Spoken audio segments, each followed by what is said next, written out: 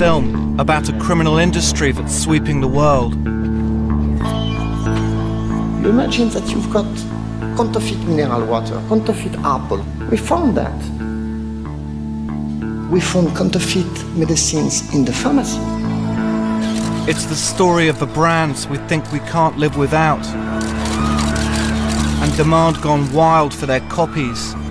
Have a look at the bag on the floor, that's a fake bag. And the quality's good, the leather's good, so yeah, it's really, I think it's a very good quality knockoff.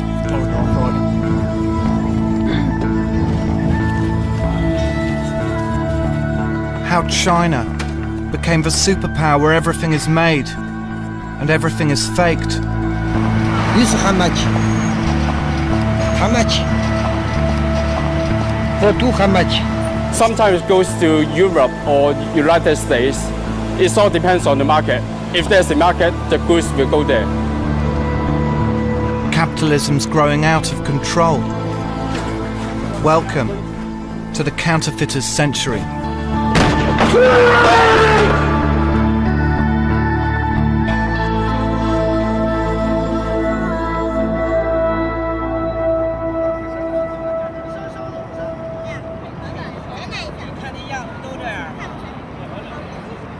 Today, the world has a new religion. We've had an extremely successful year, and I want to thank our users very much. Our icons are global brands, with the top CEOs holding evangelical mass rallies. An iPod, a phone. Are you getting it? Although Apple's promotional podcast celebrates its slick, Californian-designed iPods, its products are made by unseen Chinese factory workers, and so are its competitors. iPhone. Over the past 20 years, this magic route to increase profits has had one unpredicted consequence: the creation of a vast, international counterfeit industry. Good morning. Excusez-moi, monsieur. C'est moi pour le français. Laisse la pomme derrière. Ah ouais, attends, je la cache. Ok, sure.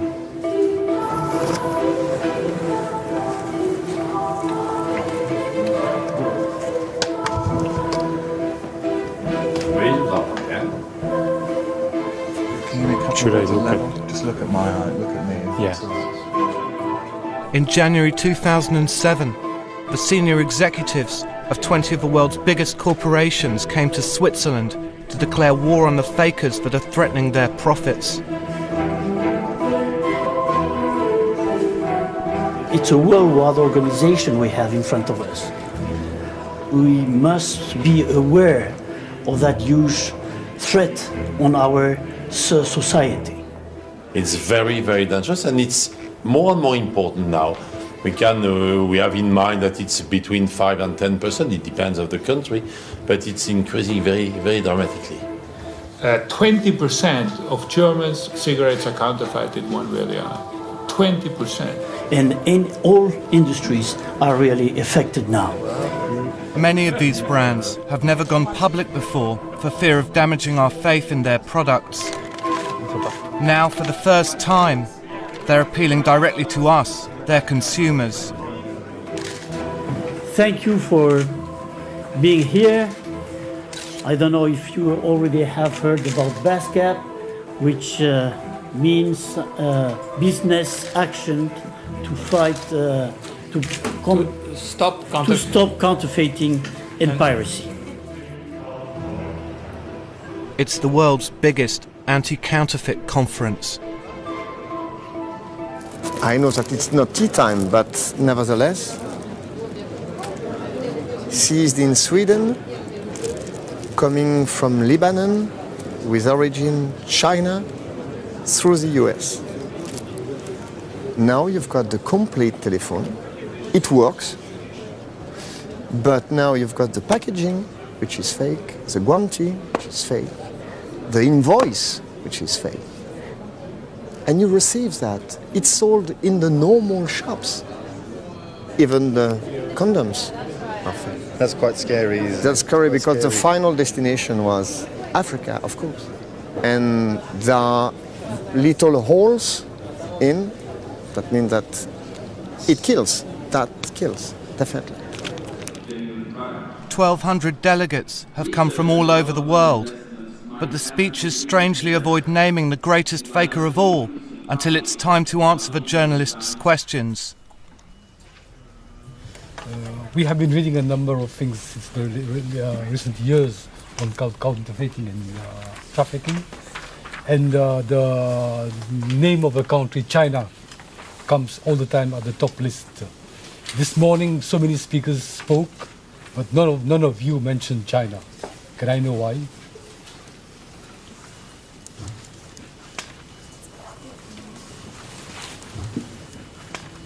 The truth is, the brands now depend on China for their workers, and the Chinese government doesn't take kindly to criticism.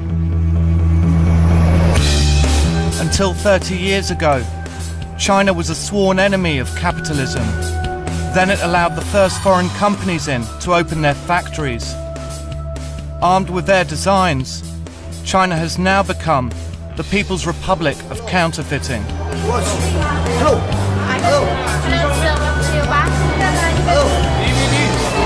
Hi, Michi, buy my watch, How are you, Missy? Hello, my watch, you okay? Hello, you buy DVD? I'm back. Warehouse. Tissue here. No problem. This is Lowu Commercial City on China's southern border, a 7-story shopping centre devoted to fakes from China's copy industry. It's nicely lined. It's a nice design. It feels okay. You think this is leather? Real leather? Real leather. Real leather. Yes. 610. AB, 680. 680. How much is that in US dollars? Oh, I guess about 100. Wow, I think real ones are about 1,000 quid. Tourists come here on special shopping trips, some from as far away as the United States. I just found out about it when a girlfriend went and just couldn't believe what she saw. And she came back with stories, you know, to make our eyes bulge. This woman's written a guidebook for them. She lives over the border in Hong Kong. Beautiful silk. Where else can you have, you know, a beautiful suit made for $35? A nice handbag to go with it. Design some jewelry that, you know, you can wear along with it. This is my handbag watch, okay? This is your copy watch. You know, just the price makes you float. The fakes on display are just a fraction of what's available here. Where's Nike? I see Adidas. Yeah. Oh, can I see? Nike, do you have Air Max? And the stores themselves are shop windows for wholesalers that sell in bulk to international traders. These are good quality fake? Yeah, A quality. A quality. From factory? From a real factory? No. Yeah. They'll then ship the copies anywhere in the world in industrial quantities. Watches, everything. Yeah. I like... I'm sorry, if you can't take the picture, okay, I'm sorry. Not the watches. Filming here is forbidden because the government's supposed to have cracked down on counterfeiting. But China's culture of copying goes back centuries. 10 miles from Lowu, this whole village paints Western masterpieces.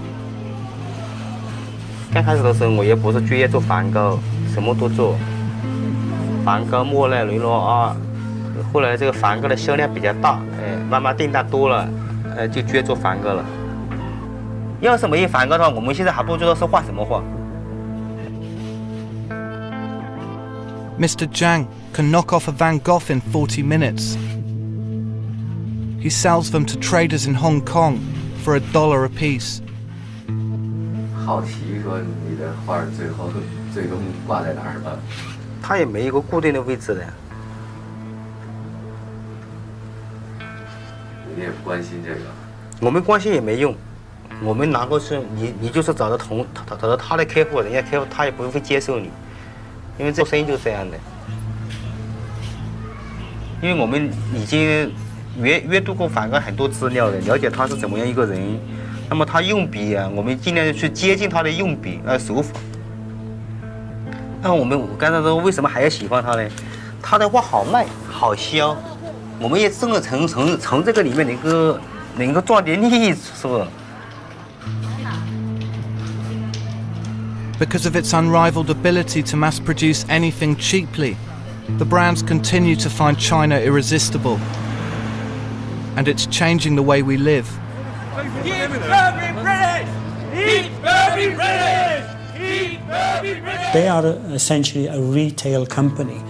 I don't believe that they're interested in manufacturing goods anymore. They want to buy these goods as cheap as they can and retail them for as much as they can. We would be attacking their brand name. The corporate name is everything. No, we don't want a factory, we want our jobs! We don't want a factory, we want our jobs!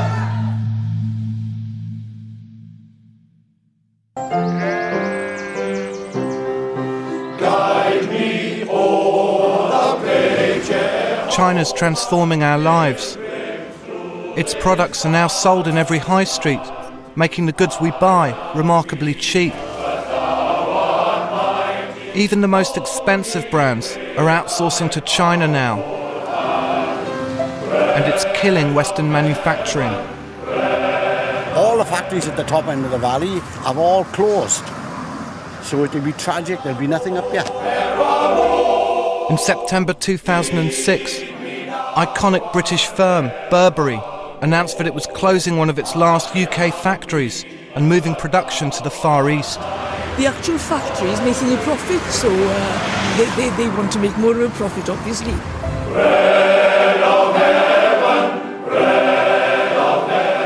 I think it's disgusting. I mean, I worked there when I was 14.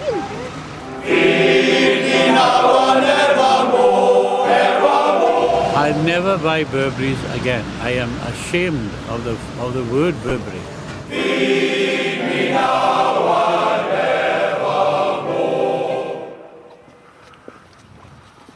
Until now, Burberry's been the biggest single employer in the town.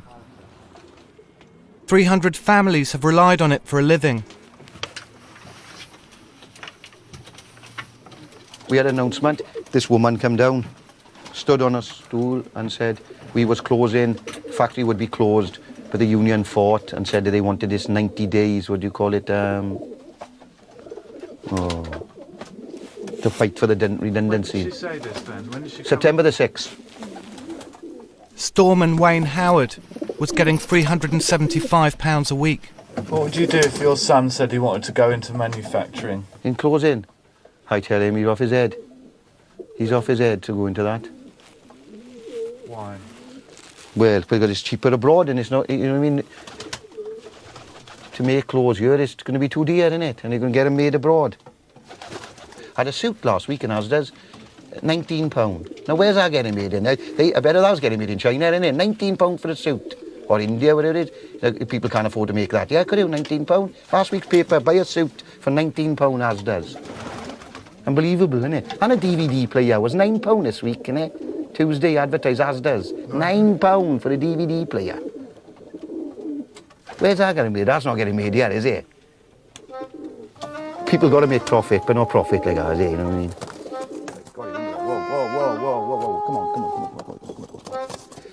They closing us down and on about their image and things like that. And they can let Kate Moss be a model. What do they give her? £30 million, is it, to be back a model for them? It's unbelievable, isn't it, for a woman just to walk up and down a catwalk. After a flood of cheap knockoffs nearly destroyed its exclusivity, Burberry's been reborn as one of the world's most sought-after luxury brands, using Kate Moss to present itself as a monochrome, sexed-up version of what it means to be British. But Burberry's Britishness is as superficial as its copies. The aim is to make the public aware that Burberry products, which they proudly sell as in London, as being predominantly made in Britain, ain't no longer going to be made that way. In protest at losing their jobs, the workers are on their way to London to picket Burberry's flagship store in Bond Street. We got to try and embarrass them as much as we can today and show them. We would be attacking their brand name. The corporate name is everything. You want them all? Eat Burberry British! Eat Burberry British! Eat Burberry British!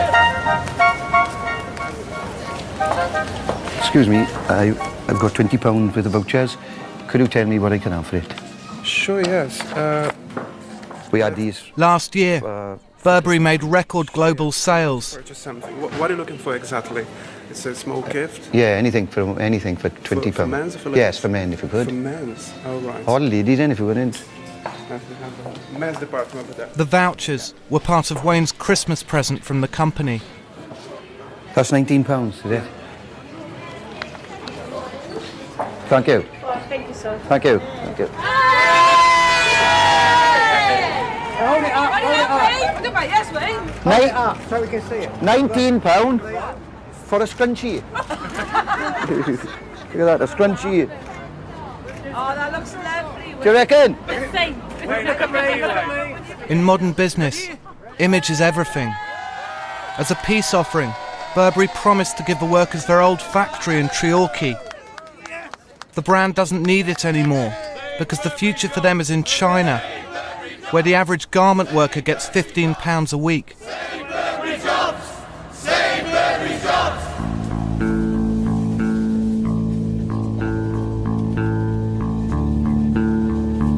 Burberry's clothes are now being made in Shenzhen, China's largest migrant worker city.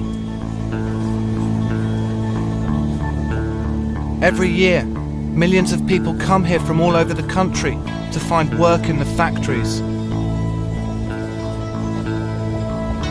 今年有多大？15是不行哦。这次过去想找什么工作呢？做炭工啊。那手给我看一看。你好像在家里没怎么做事哦。能不能吃苦啊？能吃苦。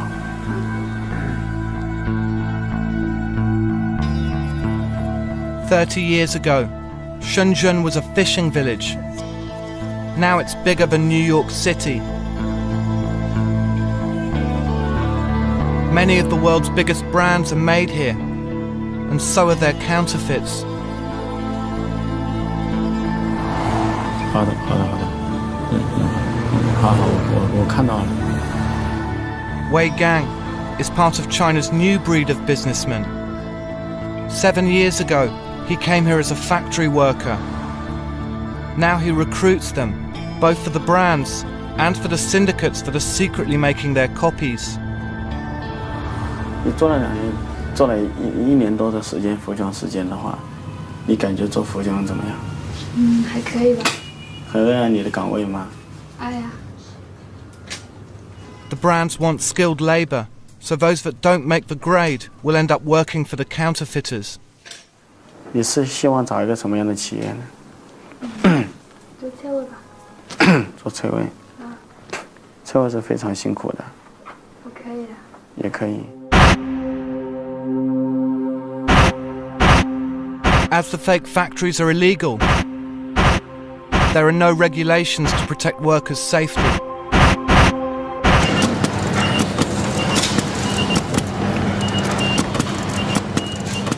This factory makes fake switches for fridges, computers and TVs. The people who work here regularly do a 100-hour week.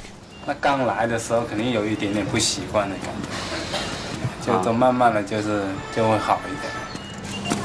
Zhu Guang first came to Shenzhen when he was 17. 就说年轻人嘛，出来打工就是第一就是好玩，反正听人家，反正在家里面没事做嘛，也是无聊，反正人家个个跑出来，你一个人在家里面也没那么好玩。就说看着人家出来打工，自己也想着，想得出来，就是说看一下，人家说哎呦深圳什么好啊，什么看一下。 The counterfeit factories don't want to be identified because officially the bosses could be fined or even sent to prison. But despite this, China's fakes trade is an estimated 8% of its booming economy and growing.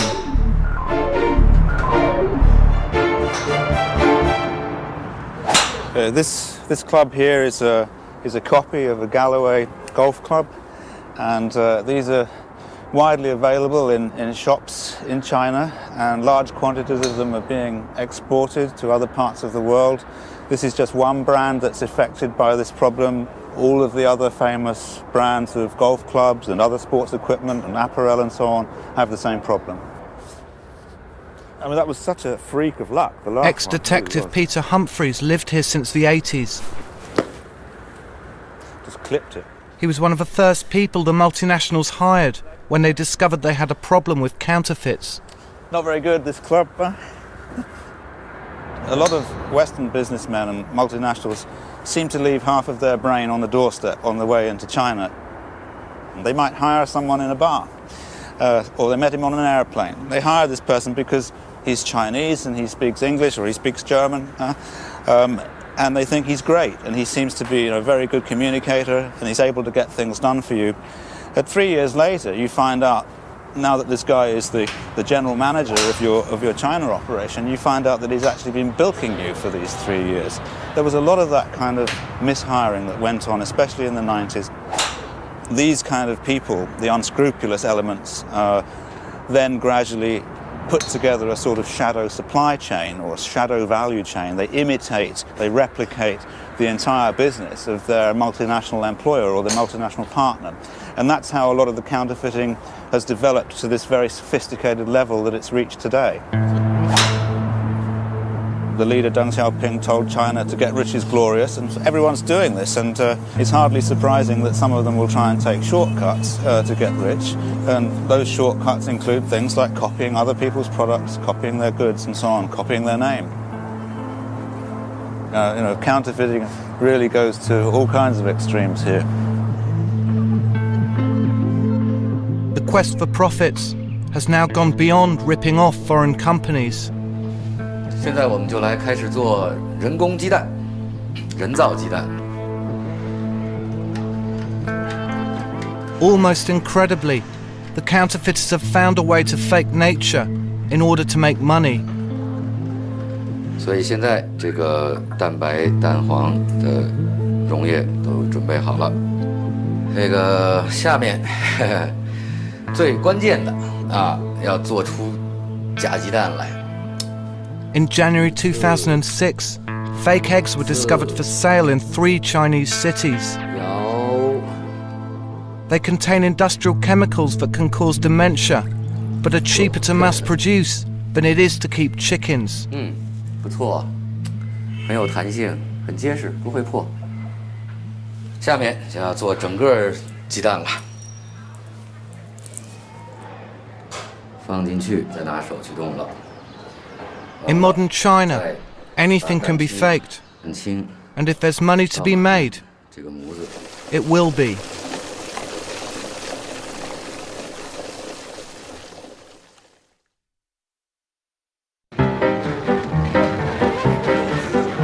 In the last 10 years, China's copies have flooded every continent. Fake handbags on the streets in Spain, CDs in Mexico City, where the pirates outsell the legitimate copies. RIchie say that your product is just a copy of their product. Fake software in the Ukraine, where 90% of computer programs are counterfeit.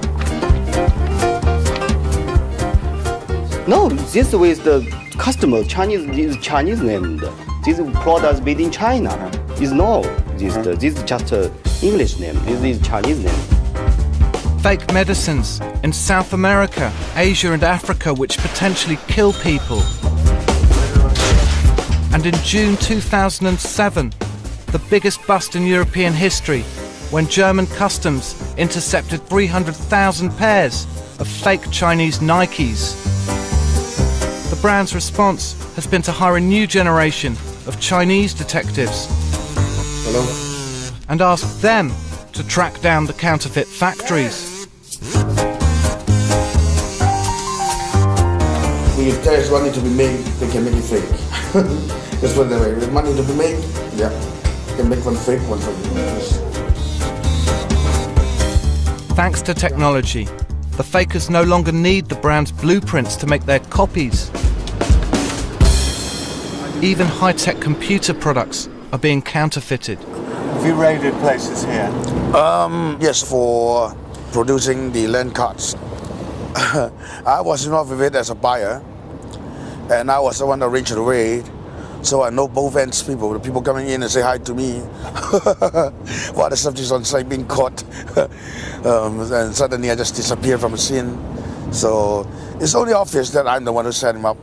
I'm the one who busted him. But then again, this is life, you know. And that's my job. And you make your money, I'm gonna bust you, that's all. What was he like, the subject? A young kid, a very young kid who has a degree in electronics. And the father was involved with the production of portable radio. So all he has to do is to put in an instruction, give him the sample, get all the chips, all the components together, and put it together and become a product. So it's very cheap. So they make at least 2 times or more, you know, from selling the counterfeits. So that's how bad it is and how good it is. The rise of the detectives has had one unintended consequence: pushing the fakes industry out of the cities. This is the raid on a factory making counterfeit toothpaste.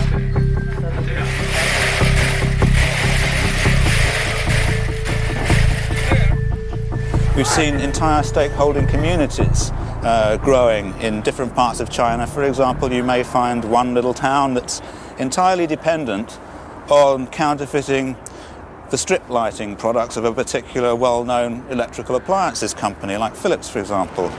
It's become part of the social fabric, part of the economic fabric. The counterfeit factories are often protected here because they're essential to the local economy. And now less migrants are making the journey to find work in the big cities. Wei Gang's come back to his hometown, 1,000 miles from Shenzhen, because he needs more people to feed his clients' ever-growing demands in the city. 现在目前来说，我们现在目前接到的单子大概缺3000到5000左右吧。就是说，目前来说，看一下，就是说现在这一次大概能招多少员工？就是说，如果估计差不多的话，可能500-600号人吧。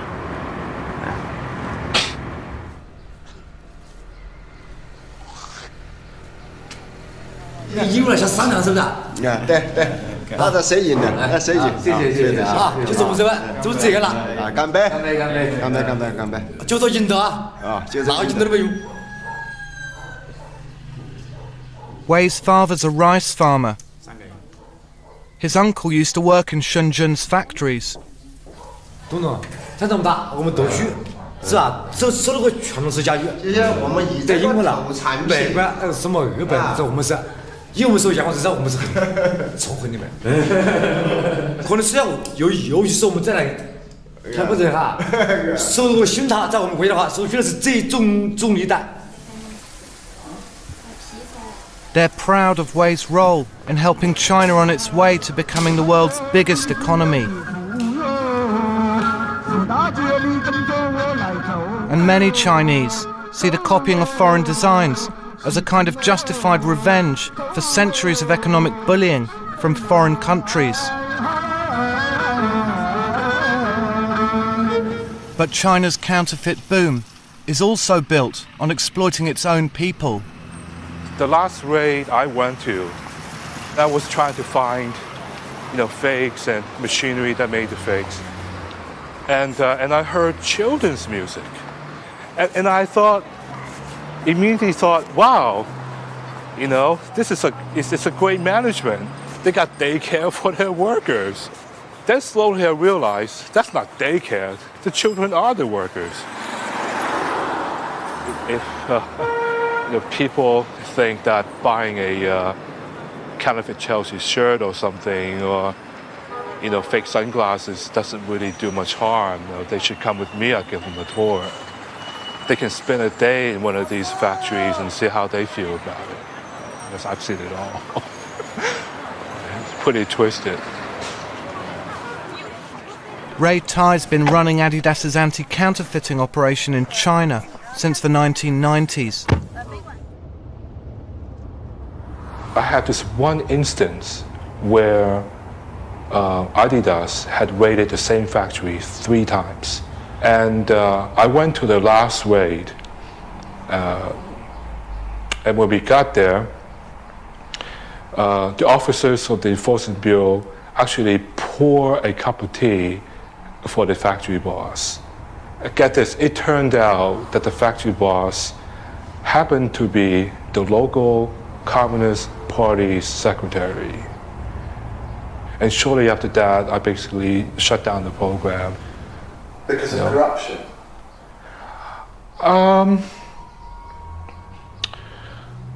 Definitely. They don't look at it as corruption, because they think that what they're doing is promoting their economy.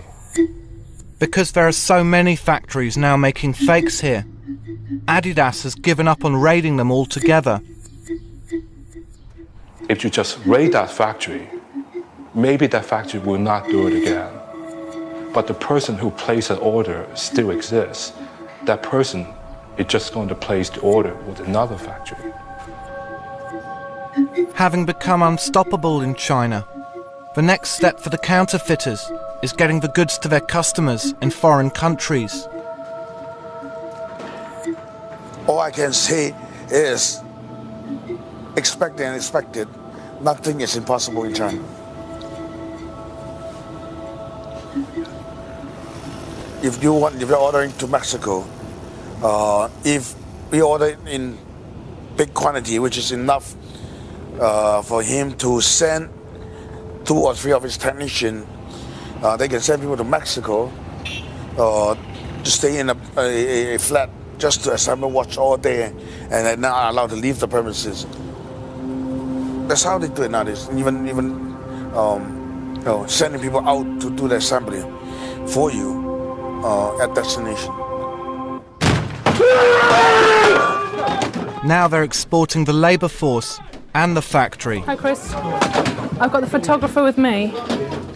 This one's in Peckham. It makes pirate DVDs. Others have been discovered in Italy, making fake handbags. And they're assembling watches in Germany. As you can see, the whole room cleared out of absolutely everything. I think this just looks like all porn in here, looking at the covers.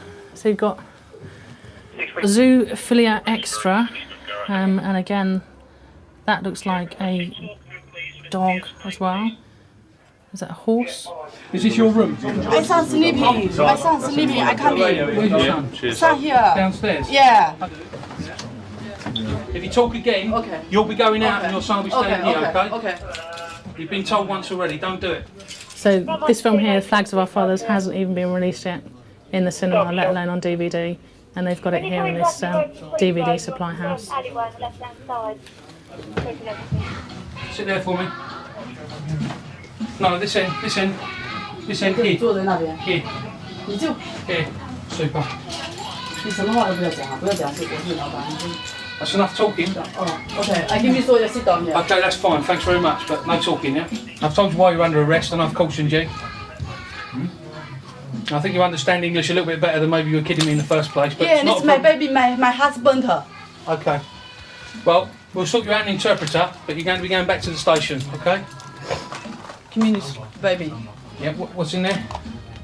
Myself. Just show me what's in there. It costs about 60 pence to produce, £5 to sell on. So it's one hell of a profit margin for people. Have you got your passport here? Something your name on? My Passport? no passport. What's your name then? The family in this house comes from Fujian province, where Ray from Adidas found the child labourers. With these people here, a lot of them we found have actually come illegally into the country and are having to sell DVDs or sell some sort of counterfeit goods to pay back the money they've paid in order to get into England. But they tend to be very private. It's very difficult getting information out of them to find out exactly, how they came here, what they're doing here, who they're working for. It's very secretive. Seizures of counterfeit DVDs have doubled in the past 2 years. They're now distributed through every city in Britain. It's very well organised. I mean, to produce some of these discs, you have to buy all the burners. There's some discs in there which are pressed discs, which means that it's gone into a machine that's been pressed as opposed to be burnt on like a multiple burner. That takes a lot of money to set up. You're looking at £800 million a year in England alone. That's a very serious crime, very nice sum of money to be earning, and it's the people at the top of the chain we're looking to get. Sit down. No, I'm fine. Cheers. The people smugglers have found a way to double their money by getting the illegal immigrants to make and sell fakes to pay for their passage into this country. The sellers are the most likely to get caught, even though their share of the profits is minimal. Basically, while we're emptying the house, this man has pulled up outside. We've gone out and spoken to him and invited him in, whereas one of my colleagues have arrested him. He's got a large amount of cash on him, and as you can see, the boot is absolutely full of some sort of counterfeit DVDs, whether they be porn or the mainstream Disney titles, not too sure. The women who lived in this house were later released. Is that from this room, is it? The men are still waiting to be prosecuted. Meanwhile, the culture of copying to get rich has hit the British high streets.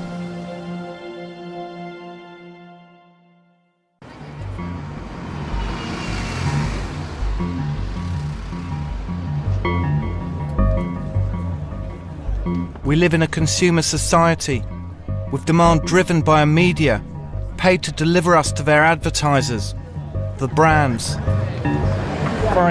For example, Madonna and also Stella McCartney.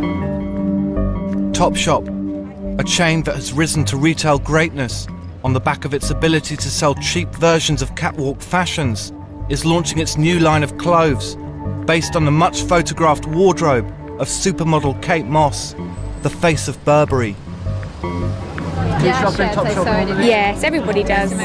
So, because it's amazing. It's got everything at cheaper prices that we'd have on the catwalk. What's good about it? Sort of clothes copied straight off the catwalk into the high street at affordable prices. That's what's good about it. Inspired by. What does that mean? It's inspired by what's on the catwalks. You can make of that what you will.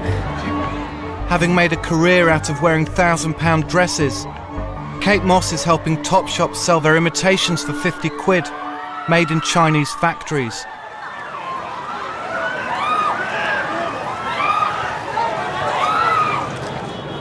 It seems few of us care if the goods we buy are copies or originals, so long as they look like the real thing. Knockoffs have become fashionable, even amongst the shopping elite. In Knightsbridge, Denise Hewitt is heading for her Botox treatment. The Balenciaga bags, that's very in at the moment. Also the Chloe bags. And there's also the new bag at the moment, Marc Jacobs is the new bag that's out at the moment with the chains, the big thick chains. The real bags would cost probably in the region of £1,000+. But the designer fake ones, probably about £30, £40, £50, I would say. How do you get fakes? The fakes I can buy in New York, in Dubai, in Thailand, even in Marbella. just through friends of friends that know people that have got very, very good fake bags. Yeah, a guy called Billy the Bag in Marbella has got the best bags in the whole wide world, the fake bags, I think anyway.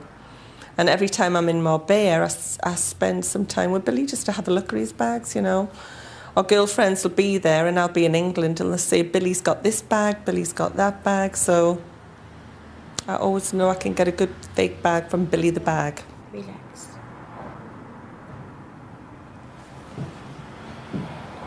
Oh, have a look at the bag on the floor. That's a fake bag. There was a 6-month waiting list for this bag. And if I had waited 6 months, it wouldn't have been in fashion. It would have been coming out of fashion. It would have been out of fashion by the time I got it.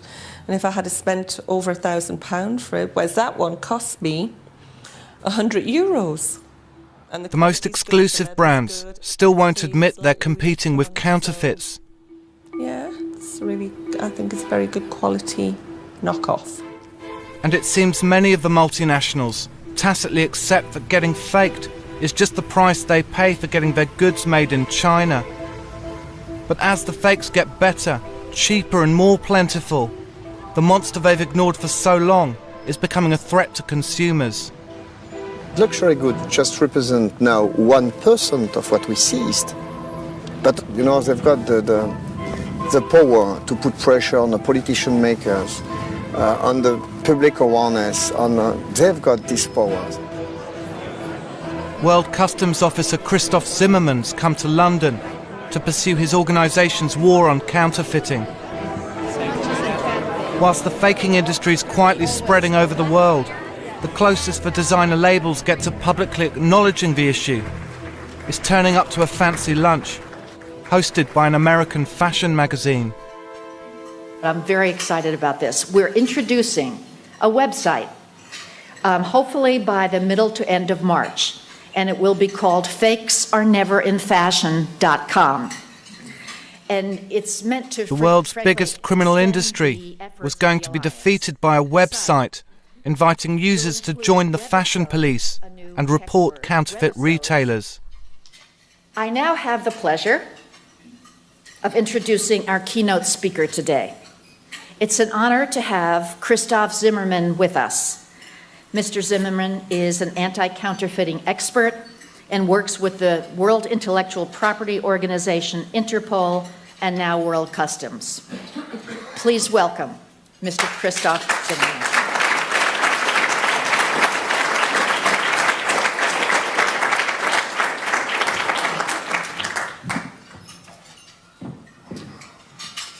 Thanks a lot. Bon appétit, we say in French. Show your meal. Well, if you are expecting a political discourse, you will be very disappointed.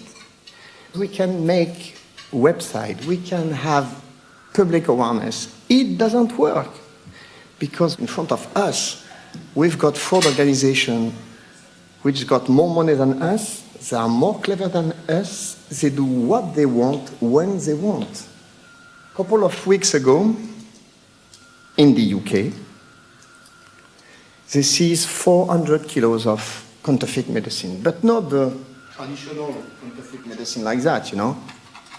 Everybody knows that. The blue pills with anti-counterfeiting hologram counterfeited, of course.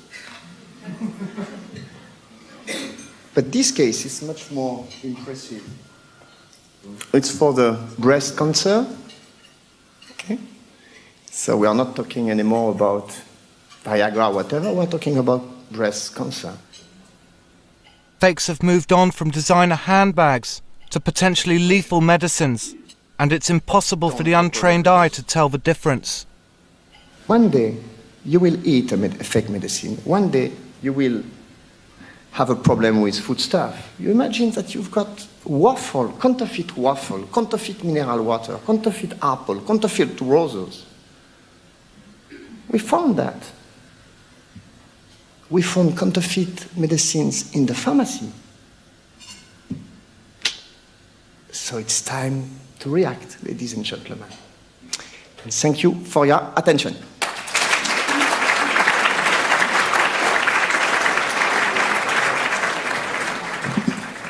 Christoph, you made me very nervous. Zimmerman represents customs officers all over the world. They're powerless to stop the counterfeits because many brands won't even help them identify their own copies. I've been what I have to be. I mean, I've been a little bit provocative sometimes, just to explain we need their cooperation, we need your help, because at 3 o'clock in the morning we will be not able to detect even a Louis Vuitton counterfeit bags if we don't have the technical details coming from the right holder. So the cry of the bottom of the custom officer was, please help us. The brands went to China in order to make money, but they've unwittingly also unleashed a counterfeit industry that they appear incapable or unwilling of stopping.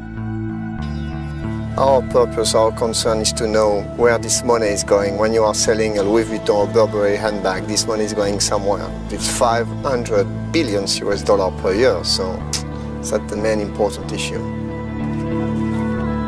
In the next program, we uncover counterfeiting's hidden victims.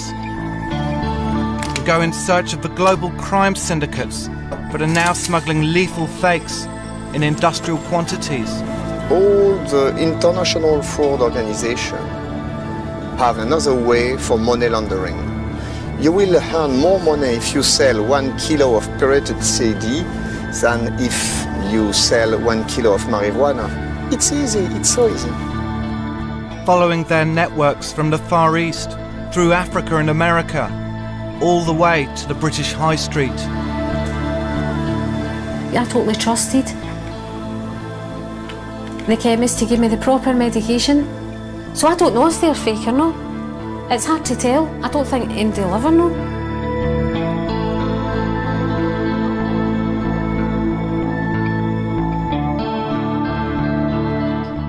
Taking a shot at some of the greatest questions in physics.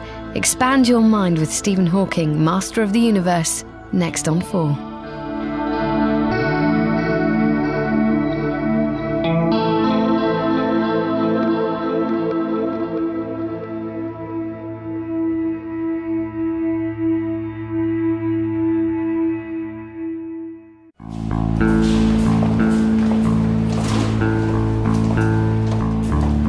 This is a film about how fakes are becoming a threat to our lives.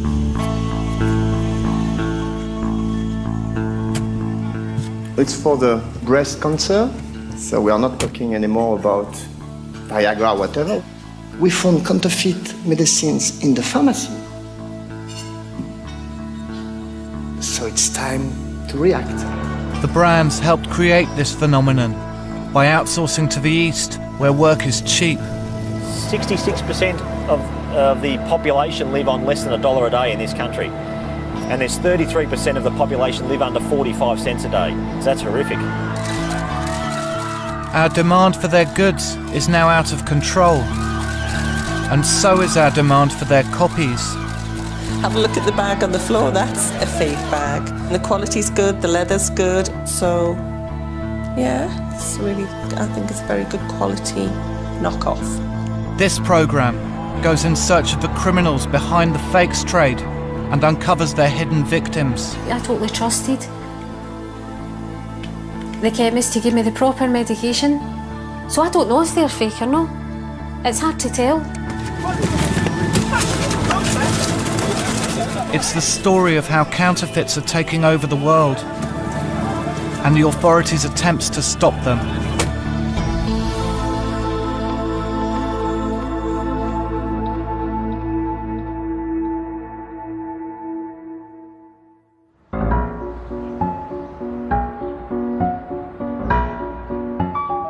On the face of it, counterfeiting appears to be a victimless crime, a part of ordinary life in 21st century Britain. Right, trainers, half price, knock off, they're fakes. Bought them from a mate. These tractor bottoms, they're knockoffs. Why pay full price when you can get everything lower price, like, you know? Save you money. That's the best way to be. What's the difference between them and the real ones then? There's not much of a difference. You get all different colours, don't you? You get all different colours, and well, basically keep your feet warm. The fakes last longer. Yeah.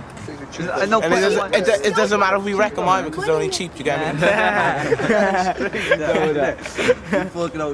I know someone who's raking it in 100 pairs of trainers a day. Easy. Innit? Yeah. They're good quality fakes? Yeah, you know, they got nice material. I know. Like £120. Thailand. Thailand, yeah. The fakes trade is booming because in homes across the country, petty criminals are becoming international businessmen. This is a Gore-Tex mountain jacket. It's a spray-away mountain jacket. In November 2004, Mark Cody got caught bringing back copy T-shirts and handbags from Thailand. The outlets, but he's charged me roughly, they're £100 each.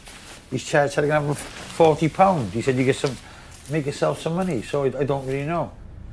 According to the Asset Recovery Squad, he'd made £800,000. I can't live on £59 a week at the moment. That's basically my business card, the big millionaire. But maybe one day, you know? If I can sell 10,000 jackets or 100,000 handbags. The people who buy the fakes are the ones who can't afford the real. They're not affecting the sales because the people who can afford the real will buy the real. So I can't see any of these companies like bag makers, T-shirt makers, losing money.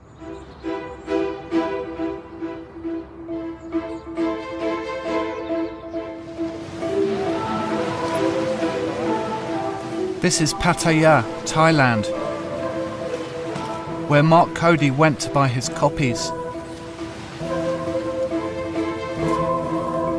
In the last 10 years, it's become a haven for Western package tourists and British expats looking to start a new life. Liverpool, did you see the final?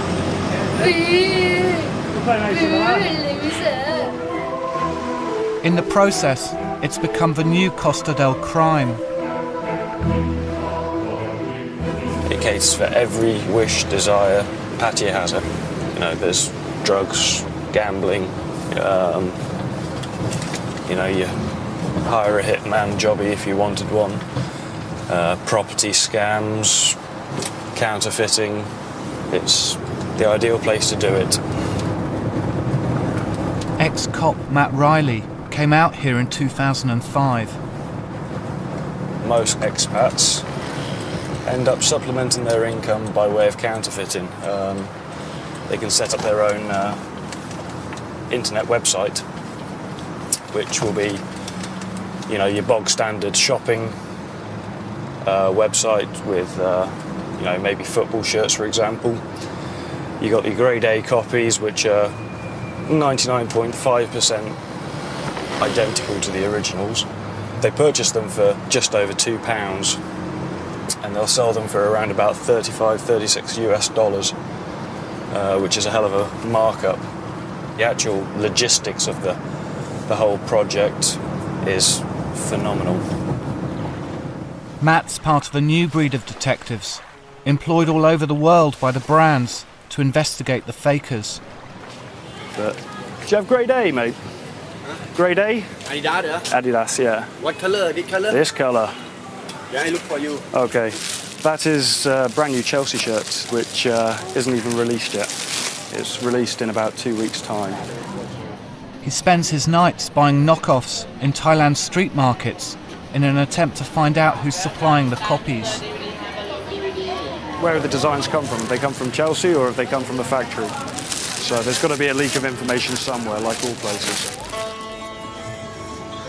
But the detectives are often powerless to stop the big counterfeiters because the police here are notoriously corrupt, having grown rich off bribes from the country's criminals.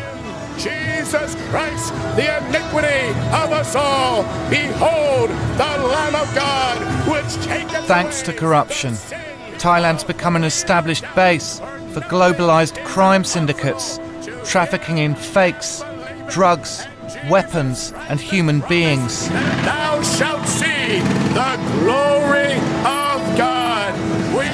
And as more national barriers come crashing down, Says, neither is is their salvation at any other, for there is none other. Their influence is spreading.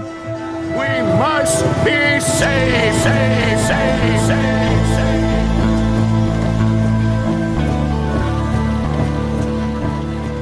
Thailand borders Cambodia, a country that's just opening up to the rest of the world after decades of civil war and a genocide that wiped out a generation. I think there's no regulation and no law enforcement in this country. There's nothing. You can just do what you want. The brands are now being made here because the workers are even cheaper than in China.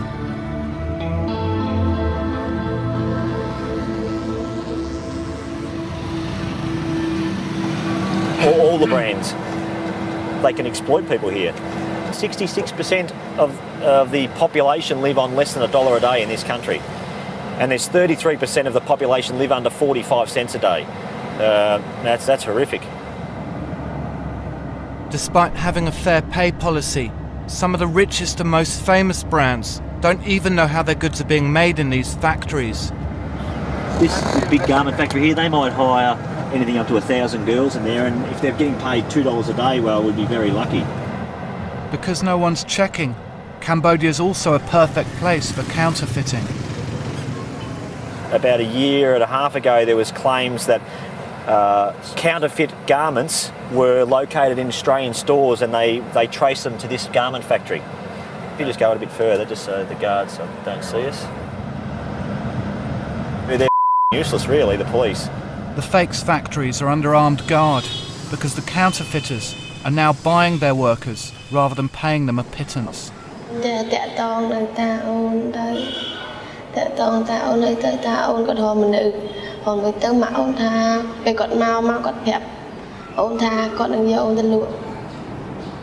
Sapip's 14 years old.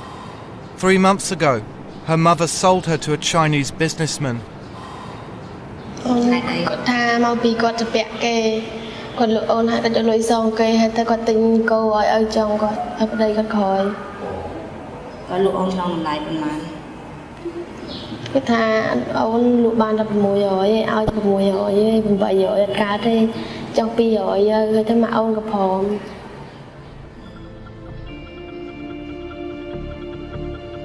the past 5 years, the first slave factories have been discovered on the Thai-Cambodian border.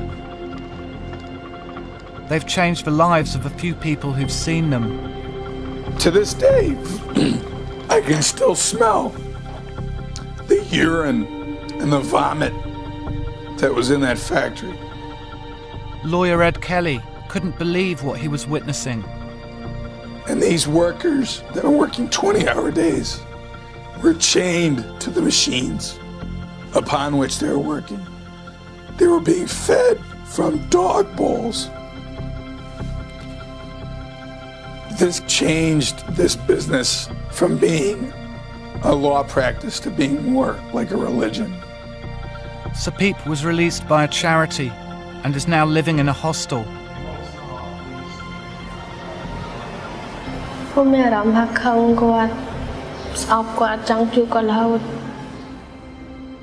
According to the US government, 230,000 people are trafficked through Southeast Asia every year. No one knows how many of them are now working in the fakes industry. After making the fakes in the East, the main challenge for the counterfeiters is smuggling them to the West. America's their top consumer. Counterfeit sneakers, designer jeans, caps, belts.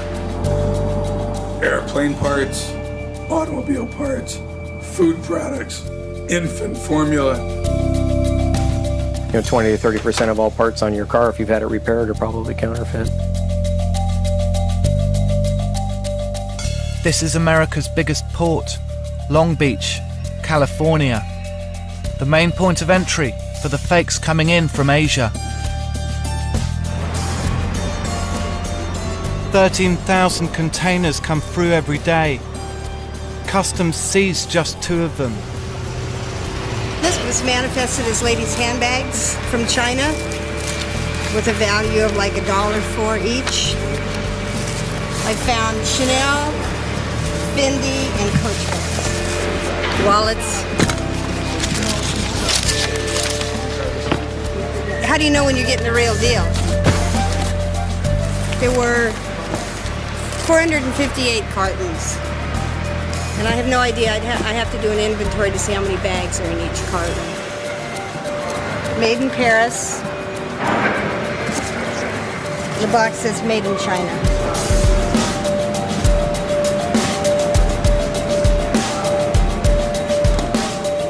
If customs can only stop a fraction of the fakes on the border,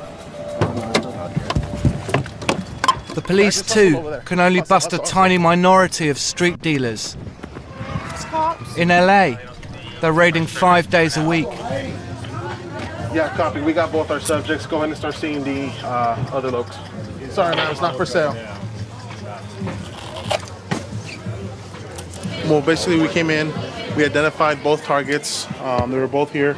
This is the handbags that we were looking for, which belongs to him, and then the CDs, which belongs to this other guy over here. So we covered both of the locations. We got both of our targets that we were looking for. So we did good for the day. You know what? If you put that much effort into doing this, into something else, you probably made more money, bro. The street gangs here have diversified into fakes because the money's better than their traditional business, coke dealing. I don't think it's going to be something that's ever going to stop. It's kind of like drugs. You know, you target a location, you make arrests, you may slow it down, but you'll never stop it. There's way too much money involved in counterfeit for it to just stop. Despite the fact that only the foot soldiers ever get caught, the tactics remain the same, raiding the street dealers and pushing for harsher penalties. For countless small businesses trying to establish their reputations, brand protection has become a necessity. These are counterfeits that we found in LA. I think we took this from some Hezbollah, and we're gonna burn it right now. Jeans maker LRG's knockoffs have turned up all over the world, threatening the company with bankruptcy. Rob Holmes is their brand detective. When I was a teenager, I wanted to be a stand-up comedian, and instead I went away to Bible college to become a minister. Realized I wasn't really much for rules, so I left there, moved out to LA to become a stand-up comedian, and I did that for a few years and realized that you know, sometimes it's hard to escape the family business because it's what you know. You know, my father always said he was born to catch bad guys. I really think I was born to catch bad guys. Rob also works for some of the world's biggest luxury goods firms. Thanks to the internet, the fakes trade has exploded. All right, this is the package label right here from EMS, tracking package company. We placed this order using a credit card on a website. And if customs were to look at this, this just would look like a regular toy, electronic toy. Now, I just unscrewed all the screws on the back of this, so now we'll be able to see what the inside of this looks like. And this is exactly what happens. And there's my receipt for a violin. Was it China, as you say? Yes. Yeah, it came from China. Groups like customs, they can inspect large packages, but they can't inspect every single one of the tens of thousands of small packages that go across the border. So when someone sees a toy, it's wrapped like a gift, you know, stuff like that makes it pass very often. And there it is. A designer brand name watch that we ordered off of a website with a US telephone number. And there you go. From the website to my hand. I just love what I do and I don't have any other hobbies. You know, catching bad guys is all I like to do. So that's what I do. I catch bad guys. When I'm home, you know, I do spend some time with my wife, obviously, but when I'm home, I really like to catch bad guys. So sometimes I'll just pause the TiVo, turn the TV off or something, and just pull out my laptop and start investigating people. Rob's investigations have led to the seizure of almost $1 billion worth of copies. So look at this. I mean, I just put in replica watches and look at all the... This is just right here. And just pages and pages of replica watches. And this person here, he's selling an Omega Seamaster for $215. I'm actually wearing an Omega Seamaster. You can't get it for less than $1,300.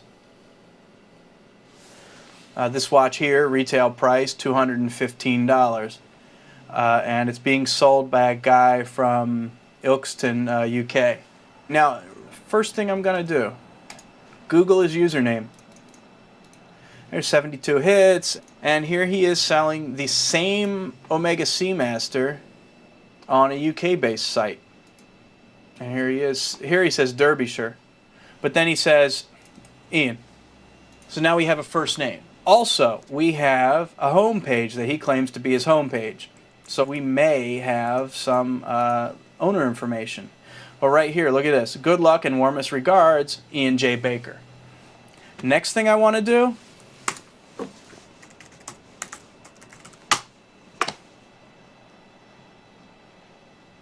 going to check the British white pages. Okay, now we have a possible suspect.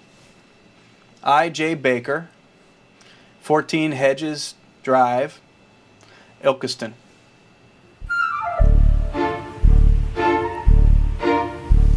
Ian Baker told us he sold only one counterfeit watch, which he'd previously bought for himself online. After we contacted him, he shut down his website, which had offered to show people how to make money through the internet. Let me see these fucking shoes. But otherwise law-abiding citizens can quickly become bigger fish, I'm flipping out. This is fake store. setting up their own fakes businesses online. Well, it all started on eBay, as it happens. It was the very first Harry Potter movie I saw for sale on there and thought, oh, I'll buy that. I think it was about £10. Things progressed from there. Peter Stevens used to buy his fakes from a man called Paul. When he disappeared, Peter was contacted by the supplier and asked to replace him. The DVDs used to come from a guy called Ivan, who was based in Malaysia. And Ivan got in touch with me and said, look, Paul's no longer selling DVDs on eBay, would you like to take over from him? And then it was a case of me ordering direct from Ivan and getting the DVDs even cheaper and selling them on eBay. And, you know, everything was good in the hood, as they say. Within weeks, he was selling to customers in 39 countries. You know, I made a good living out of it. Over the 2 years, I brought in £330,000 or thereabouts. I didn't need the money, but I wanted the money. You know, it was like you get used to going and shopping at Harvey Nicks and going and eating in fine restaurants and things like that, and you forget what it was like when you couldn't afford to do that. People like Peter have become fronts for the major players, who use them to take all the risks whilst they remain hidden. When I went to prison, I got talking, you know, when you're in prison, it's what you in for, what you done, this, that and the other. And two of the guys over him were like, oh, I'm in for copyright theft. Oh, me too. And you get talking, it's, oh yeah, Ivan Lau, this guy that supplies us. Oh, bloody hell, yeah, he supplies you as well. What did you used to do? What was your profession before that? Well, I started life out as a chef, but at the time that I was selling the DVDs, I was working in computer security.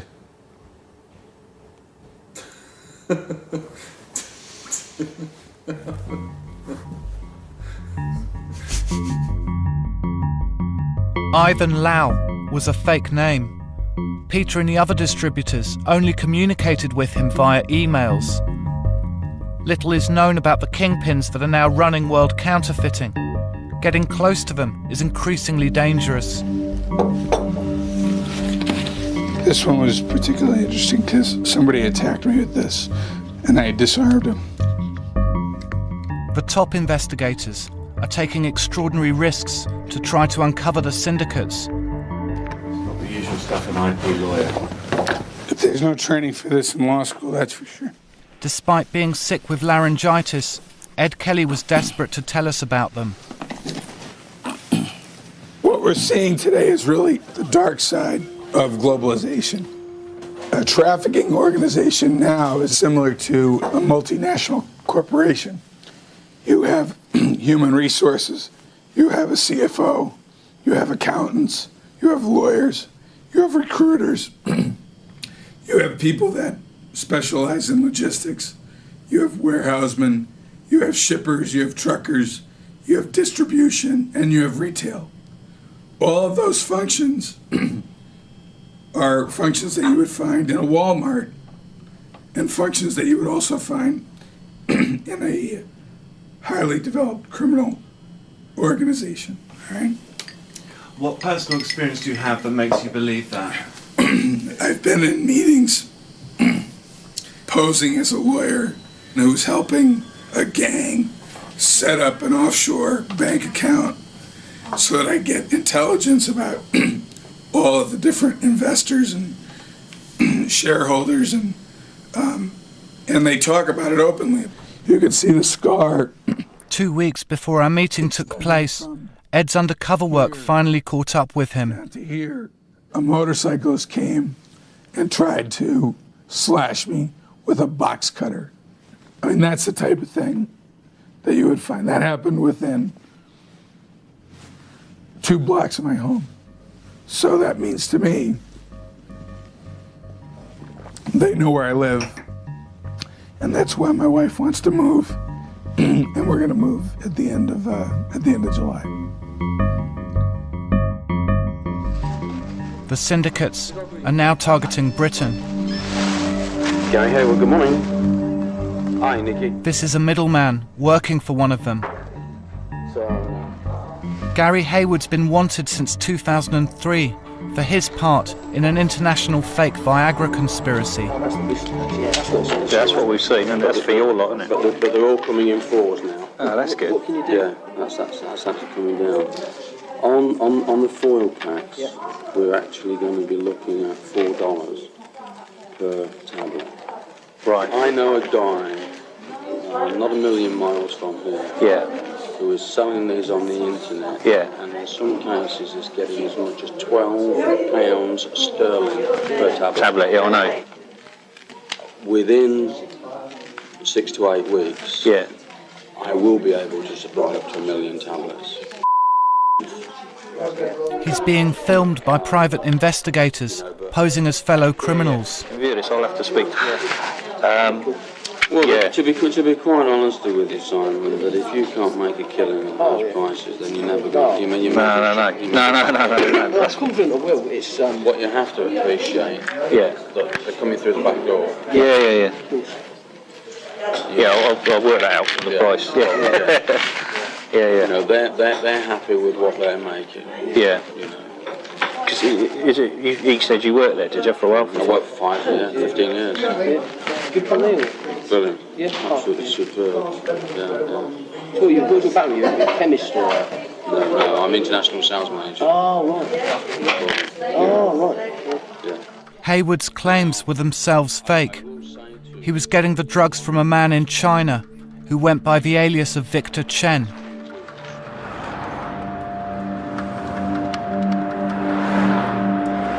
In September 2007, Hayward was convicted along with 3 of his co-conspirators. They'd sold over 500,000 pills. This is the biggest investigation and prosecution of counterfeit medicines here in the UK. It had taken the authorities 4 years to catch them. It's a very significant global counterfeiting ring. But the Ivan Laos and Victor Chens of this world still remain hidden. And worryingly, the syndicates are moving on from lifestyle drugs to prescription medicines. This is Nigeria, West Africa, a warning of things to come for Britain. It's being flooded with fake, potentially lethal pharmaceuticals. This came in as battery chargers. They conceal it with battery chargers, but they are still anti-malaria, Cortexin. Came on Ethiopian airline, and the consignment is from China, anti-malaria, and they're all fake. Are they good quality copies? They look good? Very good quality copies. The hologram is there. Same name. It has the NAFDAC registration number, which is correct. And it's just difficult for you to differentiate between the fake from the original. In the quest for profits, the fakers have moved on to products that kill. And it's no longer just the developing world's problem. This is Lagos, where by the turn of the century, 40% of the drugs in circulation were estimated to be fake. It was up to the Nigerian regulator, NAFDAC, to fight the counterfeiters single-handed because the big drug companies didn't want to publicize the issue.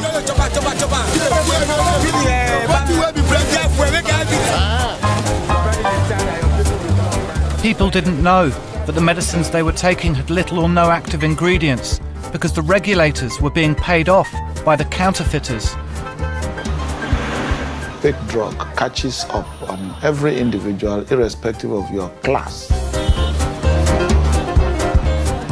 The victims come from all levels of society, including the former president of the Nigerian Medical Association.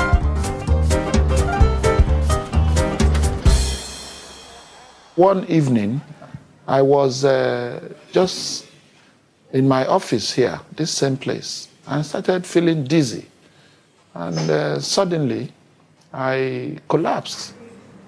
After going into a coma, Dr. Okpagu spent the next 3 months in hospital. It was 8 days before I woke up, only to discover that my blood pressure had risen abnormally high, and I had a cerebrovascular accident. This very Zestril drug, I've been on it for over 15 years. And this time around, just for 2 months, they were fake drugs. When these people fake these drugs, they mimic the exact nature and the label of this drug. When I got the package, it was just similar to what I used to take. And where did you buy that fake medicine? You probably bought it in a pharmacy. We're not talking about a street market or a hawker. No, a pharmacy, yes, of course, pharmacy. There are still many of them today. Many of them. I mean, the job by NAFDAC is very credible and commendable, but I can tell you it's a drop in the ocean in terms of the magnitude of people who are involved in fake drugging. For the past 6 years, the war on fakes here has been headed by a former pharmacist called Dora Akunyili. Everything we have here is fake and is meant for destruction. Can we destroy all of them tomorrow? As well as medicines, the counterfeits include food, shampoo and toothpaste, all of them potential threats to the health of consumers. It's tomato. They've been found to contain brick dust, industrial chemicals and human urine. Everything here must go to that field. What is this? Oh. My own sister died of diabetes that could not be controlled by insulin. And as a scientist, it is impossible for insulin not to control diabetes. Because there is insulin, diabetes is lack of insulin. She was actually being administered with fake insulin, and this girl was going down and down and down. It was much later that it dawned on us that this girl never had the right treatment. And it was the same story with most families. I doubt if there's any Nigerian family that has no story to tell. Vivian Akunyili is one of many. Most of the counterfeiters' victims remain hidden. In 2003, 4 children in Enugu province, southern Nigeria, died because the American doctors who treated them couldn't revive them after their operations. The doctors who shot this footage for their charity believe the adrenaline they used was an understrength counterfeit.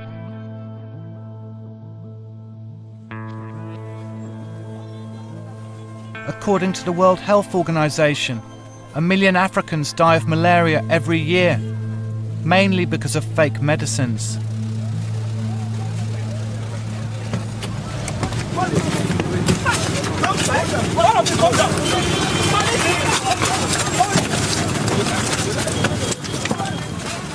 Dora sends her enforcers out to hit the counterfeit traders twice a week.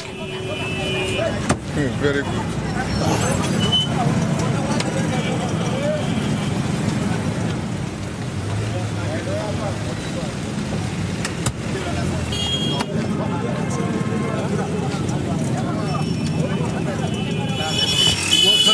What kind of medicines are there in the boot now? All types of medicines.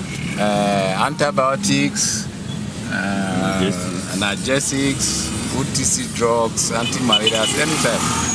You have a look later when we get to the office. The war on drugs, Nigerian style. You saw the drama of the trying to escape? We have got convicted about 45 people. 60 cases are in court, but we are not excited about the convictions.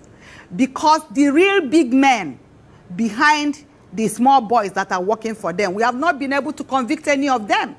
Their cases linger in court forever, adjournment upon adjournment. Dora's raids have taken $350 million worth of fake medicines since she started her job in 2001. The first action of counterfeiters is to try to compromise regulators.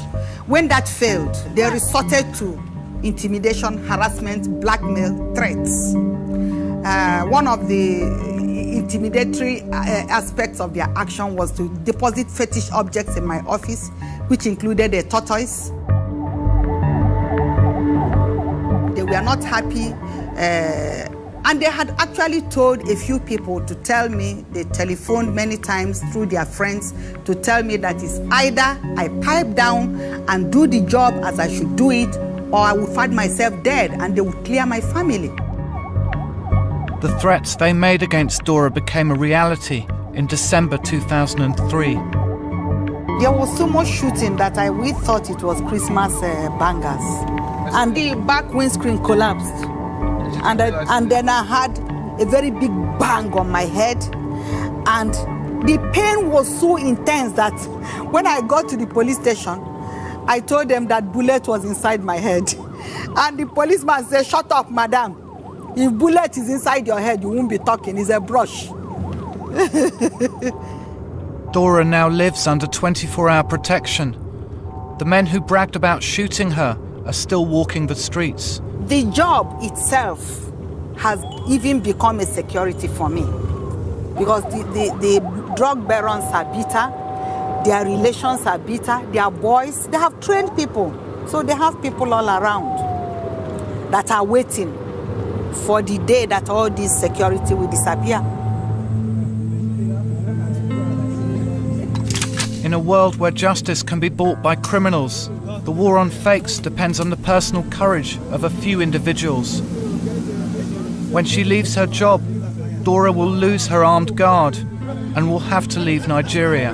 This is a transnational criminal network and can only be dismantled through international cooperation. It does not need visa to travel from country to country.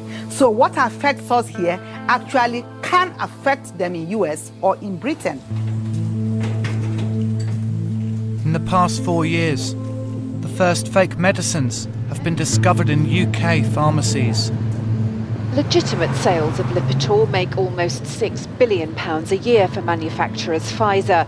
The fakers' attempts to cash in on the success of this blockbuster drug mean an entire batch of 20-milligram pills is being recalled. UK regulators were tipped off to the fakes by Dutch investigators, but how did they enter our pharmacy supply chain? It was the 29th of July, 2 years ago, and I was just settling down to watch the TV, put the TV on, caught the tail end of the news, and it says that the government were recalling a drug that I was on, this Lipitor drug. I thought, oh, wonder what ones they are. So I went online, looked up news. I got a BBC website, a news website, and I found out they were counterfeit. So I panicked. In Glasgow, Anne Biggerstaff suffers from sudden death syndrome. She needs anti-cholesterol drug Lipitor to stop her from having a heart attack, like the ones that killed her brother at 31 and her father at 55. I phoned NHS 24 and he says to me, they're not fake, they just weren't meant for Britain. And I says, well, it says in the leaflet for the UK. And straight away I thought, there's something going on here. You know, I was unable to kind of live my life after that because I was panicky. I didn't know how long. If something gave me a sudden fright, would I take a heart attack? You know, I just didn't know if I had the protection of these pills. So I went to see my consultant and I says to him that I've still got some of these tablets left. And he says, do you mind if I take them and get them tested? And I says, no, that's fine, because I would like to know what's in them, to see if that was causing the side effect to the palpitations and things. Anne had been ill on the suspect medicines, but when she tried to get her pills confirmed as fakes, she found that neither the chemists nor the hospitals were able to test them to see what was in them. So I don't know if they're fake or not. It's hard to tell. I don't think anybody will ever know. My life was in their hands, so to speak. I totally trusted the chemist to give me the proper medication. Because the medical establishment doesn't appear to be equipped to deal with the issue, our peace of mind now depends on the drug regulator stopping the fakes from getting into the system. It's fair to say that we don't think that the UK is awash with counterfeit medicine in the regulated supply chain. However, these counterfeit goods are emerging in the market and we are seeing a rise in that. There is absolutely no room for complacency. And why is Britain attractive at the moment? We're a good market. Medicines are expensive in the United Kingdom. The counterfeiters will go for high turnover, high price products. So on the last recall, some of those packets of 28 tablets were £138 a packet. Britain's had 9 known instances of fake medicines turning up in chemists in the past 4 years, 3 of them in the summer of 2007. There are millions of prescriptions every year for medicines, and we've had 9 incidents. I mean, how serious is that, 9? Each incident is actually the importation of a huge quantity of counterfeit medicines. So one incident might be 100,000 medicines. So I actually think that it would be much more honest if we said to the public, there have been close to 900,000 incidents than 9. I'll say that again. There have been, on that measure, there have been closer to 900,000 incidents in this country over the last year or so than 9. Graham Satchwell ran anti-counterfeiting for GlaxoSmithKline, Britain's biggest drug company. Without any naming names, there was one guy I spoke to one day in a particular company, pharma company, who was responsible for Russia and Eastern Europe. And I said, I think you've got a problem with counterfeits and I want to do some research. This was before the research was done that showed that 10% of the drugs in Russia were counterfeit. He said, no, I haven't got a problem. I said, hey, you don't think you've got a problem, but I really would think it's worth doing some research because I think, he said, you're not here's listening to me, Graham. I haven't got a problem. In the summer of 2007, the drug regulator announced that counterfeit medicines for cancer sufferers, schizophrenics and stroke victims had turned up in UK pharmacies. It's never been easier for a corrupt wholesaler to get fakes into Britain. Alibaba's a trade site, international trade site, global trade site, where people with things to sell are matched with things that people who want to buy stuff, but it's commercial. Now look, if you look at the front page, those are the categories of product, and if you look through there, you will not find medicines or pharmaceuticals. But there's a well-known phrase that's used to cover these products, and that's health and beauty. So we click on that, and it tells us there are 1,836 selling leads. Now let's look for suppliers. Okay. Now, we've found 3,579 suppliers of medicines. I chose one at random, one based in China.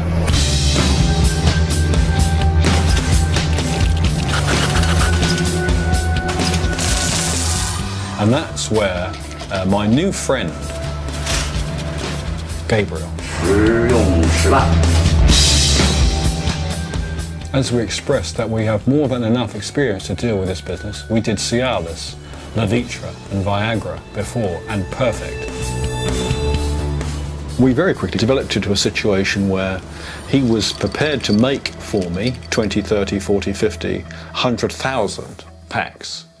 And he'd really like to make more, but he's prepared to sell me, 100,000 of each. And also, I said to him, I want this to include price of carriage to the UK. And he says, yeah, OK, we'll include that in the price of carriage to the UK. It's as simple as that.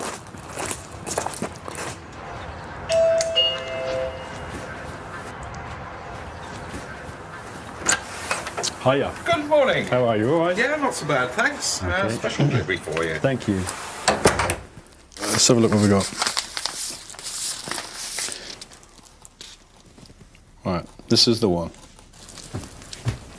Let's see what Gabriel sent us, Yeah, that's come from China, so that's the right one.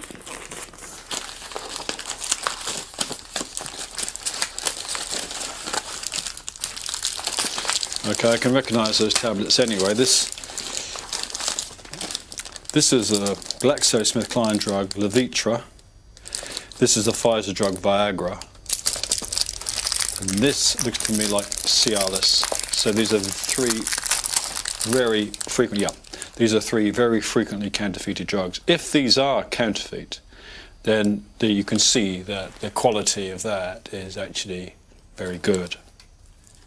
The tablets are marked up, they're embossed, the quality of the print is very good indeed, and so on. Patient information leaflets for Viagra.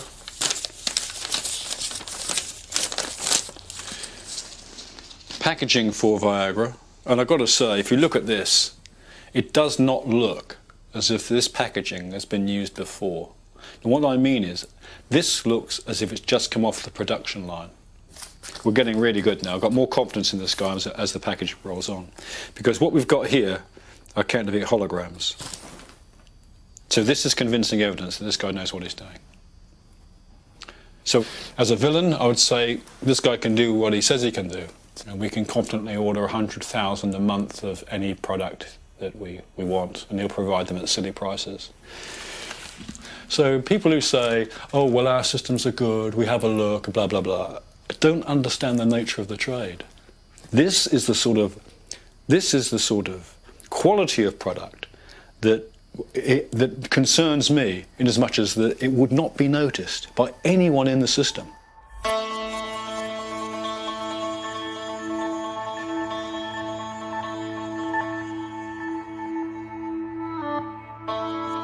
The modern fakes trade began 20 years ago, when the brands first outsourced to a country of 1 billion hungry people.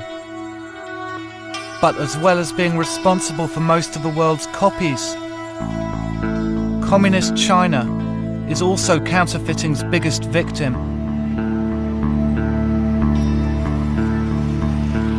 According to the Beijing government, 190,000 of its people have died directly because of fake medicines. They recently executed the top drug regulator, Zheng Xiaoyu, for corruption. But even the Chinese government appears powerless to stop the faking syndicates. Because in the modern world, everyone wants a bargain. Welcome in our fake planet. It's apart from the North Pole and the South Pole, where maybe the penguin, even the penguin could be fake. Everything, we saw everything. A new form of capitalism has emerged, and it's bordering on anarchy. Capitalism is only good when it's restrained by decency, morality, and law. And what we're seeing now in the black markets is capitalism unrestrained by decency, morality, or law.